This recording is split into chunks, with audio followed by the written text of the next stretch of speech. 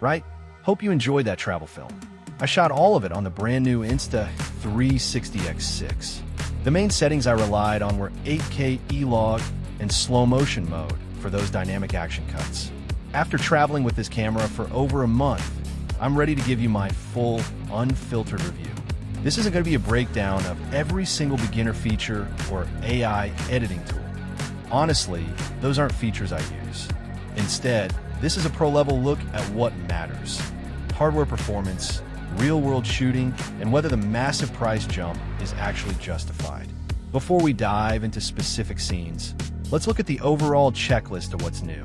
For me, 3 upgrades matter above everything else: dual 1.1-inch sensors, 8K slow motion, and 10-bit color recording. Everything else is just details. Sensors and low light. The X6 uses dual 1.1-inch Sony sensors backed by a triple AI system.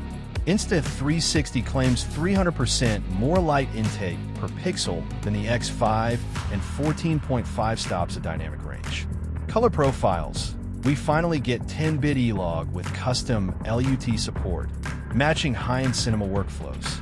Note, color recovery works while recording, though I had to apply LUTs via the mobile app rather than in-camera playback. Build and body. Waterproof up to 20 meters, 60 meters with the dive case. The screen is a larger, wider 2.32-inch OLED, making framing significantly easier in the field. Storage and battery. It features 47 gigabytes of built-in storage, though for heavy shooting, you'll still burn through that in a day and need an SD card. Battery life hits around 140 minutes of continuous recording, which held up well in my testing. Whenever I post these reviews, I get tons of questions about camera settings, but almost none about where and what we film. Environment and lighting are everything in 360 video. I look for environments that completely surround the camera, like dramatic horseshoe-shaped coves, tight rock formations, or narrow streets where motion feels immediate. What doesn't work? Faraway subjects. In 360, everything is an ultra-sharp focus, meaning parked cars, random tourists, and signs become the focal point if you aren't careful.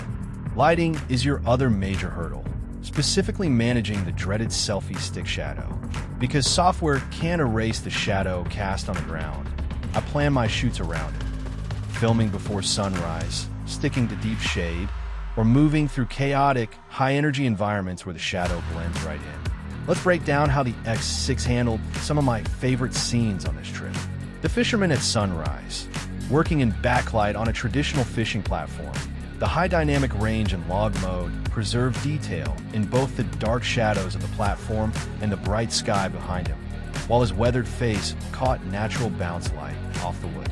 Scooters and open-top cars. Using an extended selfie stick from a moving scooter and an open-top car in Matera gave me incredible drone-like orbits and overhead perspectives. Quick safety tip: always check your clearance before orbiting a moving vehicle. Sea caves and high contrast. Exploring the caves of Polignano, a Mare-tested dynamic range to the limit. Manually choosing exposures, either locking onto the interior shadows or blowing out the exterior entrance for silhouettes, gave me total artistic control.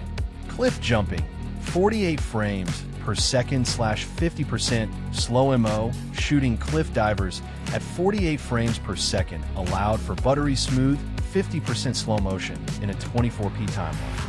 Reframing and punching into the zoom in post made the vertical dives look terrifyingly dramatic. Hyperlapses, running with an extended selfie stick low to the ground and utilizing a slower 1/50th shutter speed for low-light city walks produced incredibly steady, cinematic movement when sped up 20x.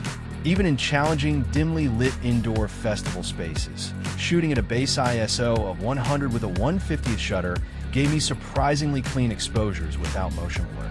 So, here is my final verdict on the Insta360 X6. It is an incremental upgrade, but it's a vital one for pro users.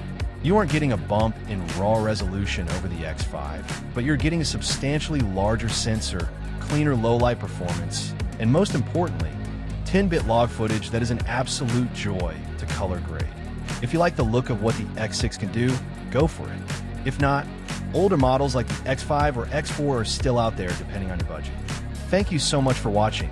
Check the gear links in the description, and I'll see you in the next one.